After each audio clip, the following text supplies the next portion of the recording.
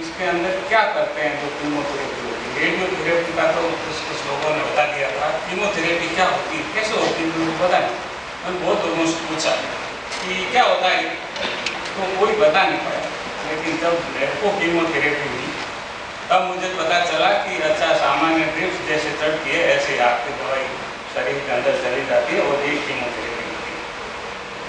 जब उनको ये पता चला मेरे इस अज्ञान का, तो वो एक दिन मेरे घर आ गई अकेले, और दिलीप जी साथ नहीं थे और मुझे नहीं पता था कि ये दिलीप जी की पत्नी है। मैं आश्चर्यचकित था, मैं आश्वस्त था, आभारी भी। और उसके बाद एक छोटे बच्चे की तरह जितने प्रश्न मेरे मन में हो सकते थे वो मैं सब उनसे पूछता था, और सबका उन्होंने मुस्कुरा करके जवाब दिया। उन्होंने मुझे जो हिम्मत दी, अपनत्व दिया ही दिया, उस सब के कारण वे मेरे लिए हमेशा बड़ी ही रही। हालांकि वो बीच बीच में मेरे अध्यापक को ध्यान में रखते हुए इसका विरोध करती थी, लेकिन मैंने कभी उनको अपने से छोटा या बराबर नहीं समझा। मेरे को यह था कि मेरी पीड़ा का हल बताने वाली है, इसलिए भी मेरे लिए बड़ी। दूसरी बात, इन कविताओं को लेकर के एक मेरी पता नहीं जिद है, मेरा कोई कितना ही अपना हो और कितना ही आप मुझसे उपकार मेरे ऊपर किया हो, मैं आसानी से किसी रचना की तारीफ नहीं करता। तो मुझे हमेशा लगता था कि अनुराग जी बहुत अच्छी, मेरे लिए बहुत काम भी किया, मेरे को बड़ी हिम्मत भी दी, लेकिन इतनी भोली डाली सीधी सादी है, ये क्या कविता लिखती है। मेरे जीवन के कसक है कि मैंने उनकी जीवन में एक आध कविताएं पढ़ी थी और कभी तारीफ भी। और अगर ये संग्रह मुझे पहले मिला होता तो मैं बहुत जी खोल के तारीफ करता, तारीफ में कंजूस में नहीं। लेकिन जब तक मैं कन्विंस नहीं होता तब तक मैं किसी को नहीं कहता ओके आप बड़े, आपको बहुत पुरस्कार, दुनिया आपको मानती है, लेकिन मुझको जब तक नहीं लगता मैं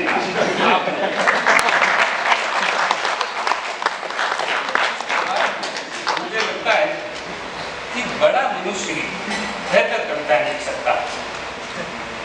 और इसके लिए एक आपको माने सिर्फ आप अच्छी बातें कह दें, जिसको मैं कहता हूँ कई बार अच्छी बातों का बिजनेस आप करते हो तो इट्स गुड कि आपका काम है, आप कीजिए। लेकिन इससे आप बड़े आदमी हैं, क्योंकि आदमी का जो जीवन एक सार्वजनिक सामाजिक जीवन है, उसके पीछे एक मानसिक जीवन भी होता है जो मन के अंदर सोच रहा होता है, और रचना का संबंध उससे आता है। इसलिए दर्द के जीवन का जो दर्द है, इसको झेलने से कविता आती है, और इस दर्द के विजय पाने से आती है। दर्द के सामने हार मानने से कविता नहीं होती। कहने की आवश्यकता नहीं है कि इन कविताओं का मर्म और इन कविताओं का महत्व जितना कैंसर पीड़ित व्यक्ति समझ सकता है, शायद उतना सामान्य व्यक्ति नहीं समझ सकता। हम किताब से कैंसर की दर्द और उसकी मानसिकता को समझ ही नहीं सकते, वो तो होने पर ही समझ पाता है। और या अगर आपने उसकी सेवा शुश्रूषा की हो कैंसर पीड़ित की, तो आपको थोड़ा सा पता होता है। और उसके जो विचित्र विचित्र एक्सपीरियंस होता है इन दवाइयों के दिन के, वो तो जो भोगता है उसी को पता है। अब इनकी कविताओं की जो विशेषताएं जो मुझे लगती है कि ये कैसे एक ये दर्द के गीत नहीं गाती। सबसे अच्छी बात तो ये, बहुत पीड़ा है, बड़ा दुख है, बड़ा रोना है, होता ही रहता है, रोना सब परेशान है, लेकिन आपको हम नहीं पढ़ेंगे भैया, आपका दर्द है, आप भुगती, आप उसके साथ प्ले कर सकते हो क्या, आप उसके साथ खेल सकते हो क्या, तब उसमें से कविता निकलती। जैसे एक कविता मैं आपको याद दिलाता हूँ, इन्होंने लिखा माँ बहुत याद आती है, और उसका रोज रोज जो बाल समाज में बहुत याद आता है। अब जो कैंसर पीड़ित का कीमोथेरेपी के बाद में जो बाल गिर जाते हैं, उस सारे प्रोसेस के बीच में ये छोटा सा अनुभव लाए और वो सारे उस जीवन को दे देता है कि मेरे को माँ बहुत याद आती है। ये माँ की ममता की कविता नहीं, और इसलिए एक सामान्य तथ्य कथन की तरह आने वाली जो कविताएं, वो कविताएं बहुत अंदर तक आपको फील कराती है जब आप सब उस प्रक्रिया से गुजरते हो। जाने किस सदी की पुरानी जमी हुई बर्फ है जो पिघल कर आंखों के रास्ते बह जाती है। कब? जब दर्द होता है? नहीं, जब दर्द जाता रहता है, खत्म हो जाता है, तब वो आंख बर्फ पिघलती है और फिर जिंदगी का छोटापन अखर जाता है, किसी को जीते जी या उसके बाद। इसी तरह उनकी कविता में स्तन कैंसर की एक पीड़ा है जो शायद एक स्त्री ही कह सकती है, और अनुराधा जी ने पूरी कविताओं के बीच बीच में न मालूम कहाँ पर एक पंक्ति आ जाएगी जिसको आपको लगेगा कि ये ब्रेस्ट कैंसर से पीड़ित स्त्री का दर्द है, जो शायद मेरा नहीं, मेरे को हुआ तो मुझे वो पीड़ा नहीं। इन कविताओं की दूसरी जो विशेषता जिसको मैंने कहा कि कैंसर के दर्द के साथ में सर्जनात्मक रूप से उनको खेलना आता है।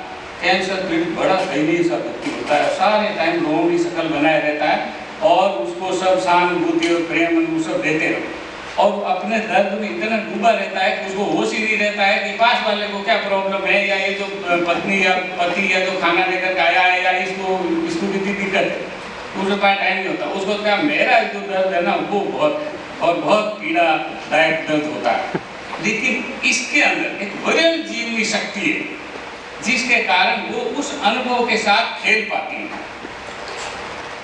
माना कि बीमार है और मान लिया कि अब कैंसर है तो है, जैसे मृत्यु है तो है, अब क्या कर सकते हैं, हम तो मृत्यु के साथ ही रहते हैं, अब किसी दिन आएगी मौत, तो कैंसर है तो उसके साथ ही हमको रहना। तो थोड़ी सी उसे छेड़खानी भी कैंसर से होनी चाहिए ना, हंसी मजाक का रिश्ता है, भाई बंधु हमारा हो गया। तो अब आप देखिए कि कैंसर कोशिका पर एक कविता है और बड़ी ममतालु दृष्टि से उन्होंने कैंसर कोशिका को याद किया है। क्या है कि बेचारी जो कैंसर कोशिका है ये मरना भूल चुकी, अपना रास्ता भूल गई, अपना आपा भूल चुकी और सखी कोशिका का बैनापा भूल चुकी। अब जो भूल चुका है उस पर क्या क्रोध करोगे भाई, ये तो बेचारी खुद ही भूल गया है। तो कैंसर अरे ये जो प्ले है इतनी पीड़ादायक चीजों के साथ आप कितना ऊपर उठ सकते हैं अपने जीवन की उन परिस्थितियों से, ये उस रचनाकार मानस का मुझे लगता है कि बड़प्पन है। इसी तरह से एक कविता है, मुझे 3 कविताएं बहुत अद्भुत लगती है, जिसमें से एक ये और एक है दवा की दुकान पर है एक कविता। कैंसर की दवाइयाँ बहुत महंगी होती हैं और हर बार जो है ना, जैसे मैं अपनी बताऊँ 1 लाख रुपया लगता है फिर एक कीमोथेरेपी के अंदर दवाइयाँ खरीदने में। तो दवाइयाँ खरीदने के लिए हमने अपने मित्र को कहा भैया तो दवाइयाँ खरीद दो, 1 लाख रुपये की व्यवस्था करनी होती है दवाई की।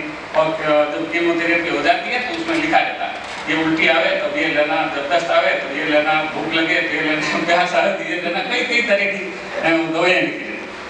अब इन सब पर टिप्पणी करना बहुत हिम्मत का काम है। तो उन्होंने लिखा कि साहब यहाँ एक दुकान है जिसके अंदर जो है ना दवाई क्या क्या मिलती है, नींद उड़ाने वाली और नींद लाने वाली, बीमार कर देने वाली और फिर ठीक कर देने वाली। इसी तरह गाँव है, गाँव को चीरने वाली और फिर उसको ठीक कर देने वाली, हर तरह की दवाइयाँ हैं उसके अंदर इस दुकान में मिलती है। और इन दवाइयों से किसको क्या मिलता है, इसको मुनाफा मिलता है और फलां को ये मिलता है और डॉक्टर को क्या मिलता है, तो बहुत सारी आशीर्वाद वगैरह मिलके थोड़ी भर्सना और अंत में पद्मश्री, हमारे ललित कुमार को पद्मश्री मिले तो बड़ा सरकार ने ये तो बहुत ही अच्छा किया। तो इसी तरह से एक कविता और है जिसमें है कि डर लगता है, वो तो डरा रहता है, बिल्कुल ही मरा रहता है प्रेम से, सब तो मौत तो आई तो होगा, मरते हैं तो क्या है, तो डरता। लेकिन इस डर पर अगर आप कविता लिखोगे तो हम नहीं पढ़ते उसको। जैसे वो जो कैंसर वाली जो ब्लॉग वगैरह था अनुराधा जी का, मैं नहीं पढ़ता था डर के मारे, मेरे को कोई कैंसर के बारे में नहीं था, उसका काम जाने, मुझे इसकी जानकारी नहीं थी, मुझे थोड़ा उससे मुक्त करने वाली चीजें चाहिए, थोड़ा मैं इसको भूल जाऊँ वो वाली चीजें चाहिए। तो वो कविता उन्होंने लिखी कि मुझे डर लगता है। किससे लगता है? बहुत तारीफ से और अनसुना कर दिए जाने से। सोचिए, या तो आपको बहुत तारीफ करे या कहते ठीक है, ऐसे बकवास करता रहता, तो इसका भी बड़ा डर। साफ साफ जान लेने से डर लगता है और साफ साफ न कह पाने से भी डर लगता है, या बनावट से अपना वजन बढ़ाते लोगों से और नजरों से मेरा वजन तोलते लोगों से।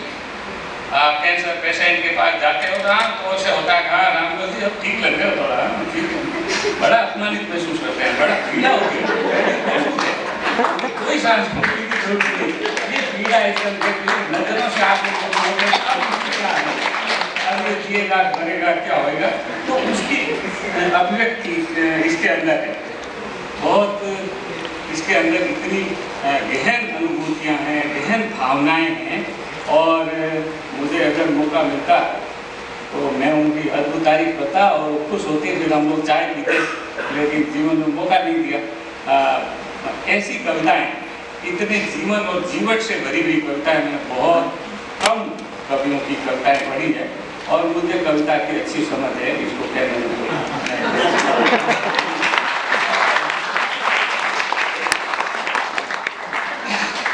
एक तथ्यात्मक विवरण से कविता शुरू होती है। आप कविता पढ़ोगे तो लगेगा कि कुछ एक फैक्चुअल सा वाक्य बोल रही हो, लेकिन उसके पीछे, उसके मर्म के भीतर इतनी जीवनी शक्ति छुपी हुई होती है। उस जीवनी शक्ति को उस पीड़ा के भीतर गुजरने के बाद बहुत आसानी से समझा जा सकता है, और किस किस जगह पर कहाँ का वाह करने का मन करे। लेकिन अंत में वो एक पंक्ति वो बहुत महत्वपूर्ण है जो उन्होंने अपना लिखी है, कि वे कुछ ऐसी जगह जाना चाहती हैं जहाँ कोई न जानता हो शब्द कैंसर, एक ऐसी दुनिया बने। लेकिन अब तो सब जानने लगे हैं, और ये बहुत अच्छी स्थिति नहीं है। जागरूकता तो ठीक है, लेकिन बहुत खतरनाक है। और मैं इस अवसर पर अनुराधा जी की स्मृति को नमन करता हूँ, और मेरे मन मस्तिष्क में हमेशा, जब तक मैं जीवित रहूँगा, आदर से ही याद करूँगा, और उसे उन्हीं को याद करता हूँ जिनका मैं आदर करता हूँ। बाकी संसार में बहुत लोग रहते हैं।